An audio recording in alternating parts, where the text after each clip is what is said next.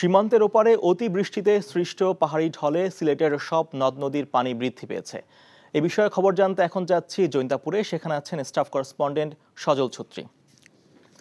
সজল, নদ নদীতে পানি বৃদ্ধির খবর সম্পর্কে আমার জানাবেন। বিশেষ করে সেখানে কি বন্যা হওয়ার কোনো আশঙ্কা আছে? পানি উন্নয়ন বোর্ড বা কি বলছে?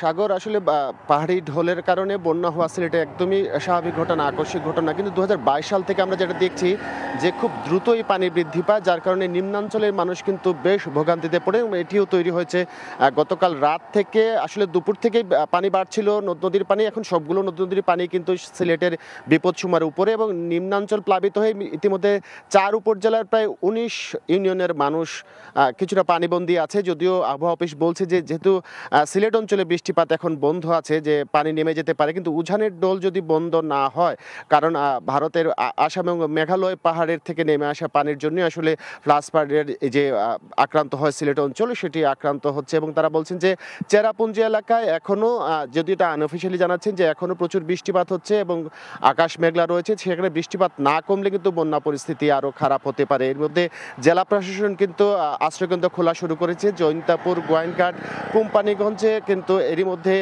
প্রায় শতাধিক আশ্রয়কেন্দ্র খুলে ফেলা হয়েছে এবং সেনাবাহিনীর সাথেও কিন্তু কথা বলে রেখেছে জেলা প্রশাসন। যদি বন্যা পরিস্থিতি আরও খারাপ হয়, সেক্ষেত্রে কিন্তু সেনাবাহিনীও মাঠে নামবে। তবে সিলেট অঞ্চলে বৃষ্টিপাত এখন বন্ধ আছে আপাতত, কিন্তু উজানের ঢলের জন্য নদীতে পানি বৃদ্ধি অব্যাহত আছে এখনো। সাগর, জানছিলাম পানি বৃদ্ধির খবর।